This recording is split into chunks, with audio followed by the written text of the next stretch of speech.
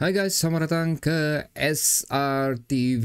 So, minta maaf, patutnya video ni awal aku keluarkan, tapi aku tahu ramai yang tahu apa terjadi kepada aku sebelum ni. So, video sebelum ni pun bila aku tengok balik cara aku buat video tu memang nampak lemah lah.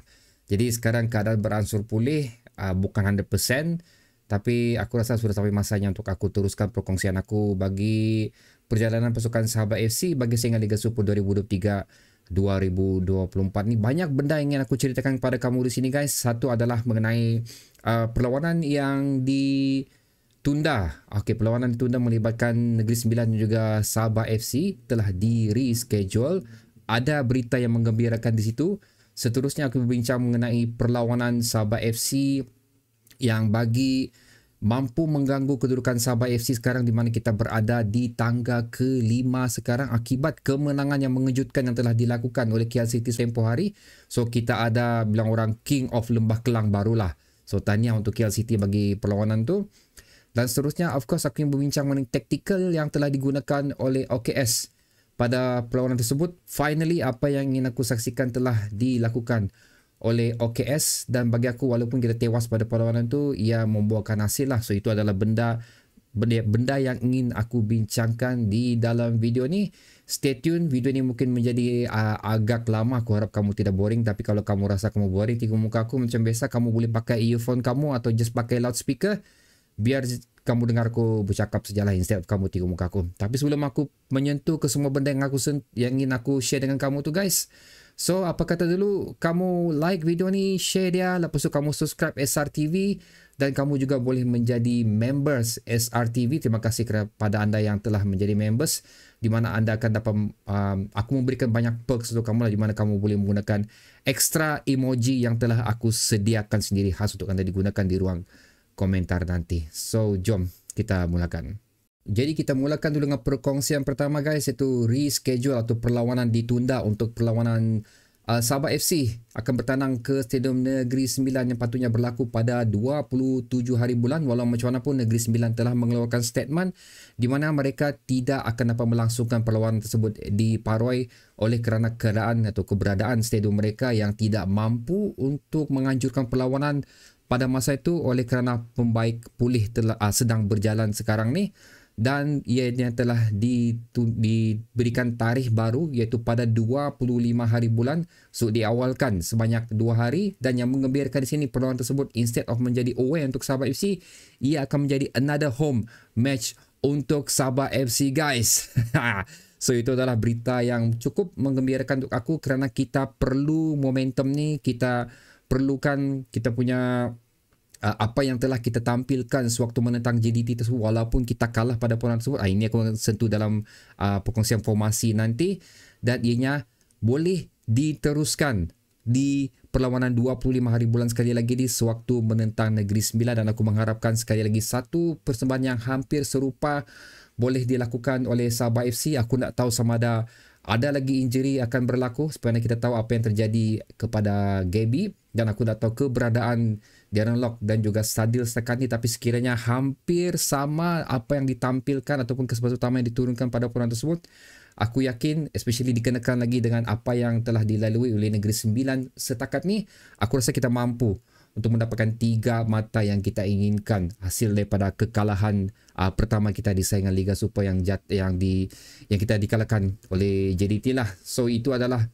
benda yang cukup menggembirakan aku kerana ia merupakan satu advantage yang cukup penting untuk Sabah FC yang telah melalui banyak kemelut setakat ni, rungutan yang telah dilakukan oleh penyokong-penyokong Sabah FC, tapi hasil daripada kekalahan menentang JDT ni aku nampak benda yang positif telah berlaku di situ, dan aku mengharapkan sekali lagi benda positif yang diberikan kepada penyokong pemain ke-12 Sabah FC ni mampu untuk memberikan sokongan tersebut sekali lagi bagi perlawanan menentang Negeri Sembilan yang sekali lagi akan berlaku di Stadium Likas guys pada 25 hari bulan ni. Oi, aku cukup excited lah bila aku dapat tahu benda ni, dan sekali lagi aku memang yakin 3 mata boleh kita miliki daripada perlawanan ni, tidak kira siapa yang bakal diturunkan untuk menjadi kesebelasan utama pada perlawanan tersebut. Dan seterusnya guys, benda yang aku kongsikan pada kamu adalah apa yang telah terjadi pada Sabah FC sekarang ni, di mana kita telah jatuh di tangga ke-5 instead of tangga ke-4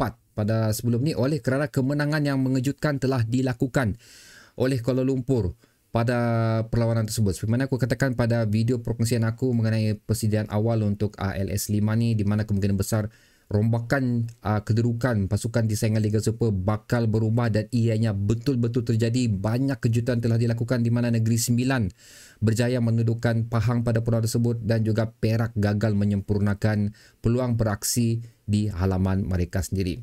Okey, menyentuh mengenai isu ni pula guys, apa yang menarik di sini adalah kedudukan kita untuk kekal at least berada di top 5 agak bagi aku memang cukup cerah setakat ni, kerana again banyak pasukan yang mampu menggugat kita, di mana yang berkongsi bilang orang perbezaan satu mata tu Kedah, Kuching dan juga Penang. Kedah dan Kuching akan bertemu sesama sendiri, so kemungkinan besar sini Kedah akan menjadi kita punya ancaman utama setakat ni, dan seterusnya Penang akan bertandang ke Stadium Selangor lah. So aku rasa agak sukar untuk Penang untuk mendapat 3 mata pada perlawanan tersebut. Walau macam mana pun setelah apa yang terjadi pada LS5 ni, aku rasa tidak mustahil akan ada beberapa lagi kejutan bakal terjadi. Tapi kalau kita tengok di sini, nampak kedudukan Sabah untuk kekal berada di top 5 agak cerah, provided Kuching dan juga Kedah satu lagi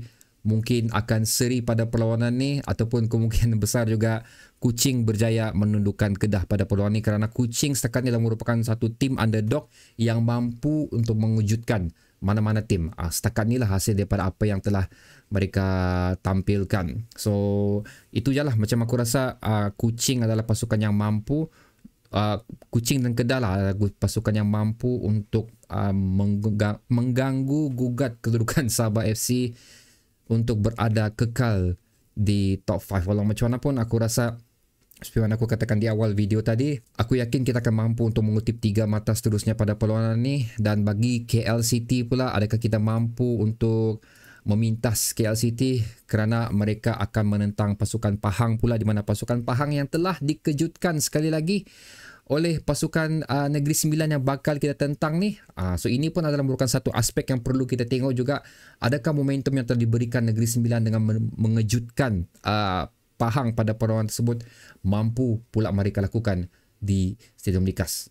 Itu pun antara bilang orang prestasi terkini on paper yang perlu kita lihatkan. Tapi kalau dari segi sejarah yang berlaku di antara Negeri Sembilan dan juga Sabah ni, walaupun aku yakin Sabah boleh menundukkan Negeri Sembilan, cumanya aku rasa macam apa yang telah dilalui oleh Negeri Sembilan sekarang, especially menghuni di tangga tercorot saingan Liga Super setakat ni, again advantage untuk Sabah FC lah. Dan seterusnya guys, adalah mengenai formasi yang ingin aku ceritakan kepada anda. Finally, ini pun sering kali aku katakan pada video sebelum ni, di mana perubahan perlu dilakukan oleh OKS bagi saingan perlawanan akan datang di Liga Super ni, di mana ianya perlu memberikan perubahan especially di bahagian defensif Sabah. Dan di mana kita tengok sewaktu menentang JDT tempoh hari, 4 defender telah digunakan instead of 3 defender. Begitu juga dengan double pivot midfield atau defensive midfield, di mana menggunakan Sifu dan juga Pak Taesu di bahagian tersebut. Di mana kalau kita daripada apa yang aku amati daripada perlawanan tersebut, finally aku dapat lihat contribution Pak Taesu cukup tinggi pada perlawanan ni. Dia juga menjadi threat untuk bahagian serangan, dia juga menjadi threat untuk bahagian mempertahankan pertahanan Sabah FC daripada dilepasi awal oleh JDT, dan seterusnya membantu bagi pertahanan Sabah bagi perlawanan tersebut, di mana ianya agak cukup membanggakan bagi aku. Walaupun kita tewas 3-1 pada perlawanan itu adalah merupakan bolos yang terendah setakat yang dimiliki oleh Sabah FC setakat perjumpaan menentang JDT, di mana menunjukkan formula tersebut betul-betul boleh diguna pakai dan berkesan untuk Sabah FC, especially untuk menyekat satu pasukan yang cukup kuat di saingan Liga Super ni. Walau macam mana pun, sepatutnya perlawanan itu berakhir dengan 2-1 akibat daripada, aku nak mau menyalahkan sesiapa, aku tidak mau menyalahkan Rawi Sembatuil, aku tidak mau menyalahkan VAR, aku tidak mau menyalahkan referee pada perlawanan itu. Apapun, gol ketiga tersebut tetap dikira. Dan another good side yang kita tengok di sini adalah kita mampu untuk menyekat siapa sudah pemain JDT ni, Bergson dan juga Herberty daripada melakukan sebarang gol pada perlawanan tersebut, tapi kita melepas pandang Romel Morales pula. Itu adalah kehebatan JDT lah, walaupun beberapa pemain kita, even Arif Aiman sendiri pun tidak beraksi berupa cemerlang di situ, tapi mereka masih mempunyai satu individu yang mampu untuk menggalas tanggungjawab tersebut, walaupun pemain-pemain yang sepatutnya menjaringkan gol tidak berjaya melakukan sedemikian. So itu adalah bilang orang in the good side lah bila kita tengok pada perlawanan walaupun kita tewas. Jadi good job untuk OKS, good job untuk anak buah OKS pada perlawanan tersebut kerana telah berjaya merealisasikan formasi yang telah diberikan untuk perlawanan tersebut. Dan again lah, aku berpuas hati apa yang ditampilkan, aku berpuas hati keberkesanan formasi tersebut, apa yang diterapkan oleh AKS pada perlawanan tersebut. Dan again, aku mengharapkan satu persembahan yang sama, satu formasi yang sama juga boleh gunakan untuk perlawanan menentang Negeri Sembilan nanti. So itulah dia guys, perkongsian yang ingin aku berikan pada kamu, macam dia sedikit update jugalah untuk apa yang berlaku untuk future match kita lagi perlawanan Sabah FC, dan of course untuk persediaan pemain-pemain Sabah FC bagi perlawanan yang akan datang. Again, aku ingin menerapkan kepada kamu, aku ingin mengingatkan kepada kamu di sini, diminta untuk banyak bersabar untuk apa yang kita miliki setakat ni. Aku tahu kehilangan Roman Mercado ramai bilang orang melukakan hati-hati penyokong Sabah FC, termasuk aku sendiri. Tapi again, sokongan perlu diteruskan dan kepercayaan perlu diberikan kepada pemain-pemain yang ada untuk apa yang kita miliki sekali lagi lah setakat ini. Dan aku mengharapkan anda memberikan sokongan yang sepenuhnya untuk klub kesayangan kita ni. So okay guys, itu adalah perkongsian yang ingin aku share kepada kamu. Minta maaf kalau perkongsian ni kurang power sebenarnya, pasal again aku masih lagi merasai dia punya ketidaksihatan tersebut tu, memang masih merasa lemah sebenarnya. So kemungkinan besar ini adalah video aku buat masa ni, aku akan pergi bekerja, aku overseas, so mungkin ambil masa untuk 3 hari lah untuk aku keluarkan video seterusnya. Tapi kalau ada rezeki, kalau ada kesempatan, aku akan cuba keluarkan video juga sewaktu aku berada di sana nanti. So kita berjumpa lagi di video seterusnya guys. Letakkan komen kamu juga, letakkan pendapat kamu juga di ruang komentar di bawah. Aku suka dengar kamu berbicara sekarang ni, kerana bila aku tengok di ruang komentar di bawah, aku makin nampak kematangan kamu memberikan komen.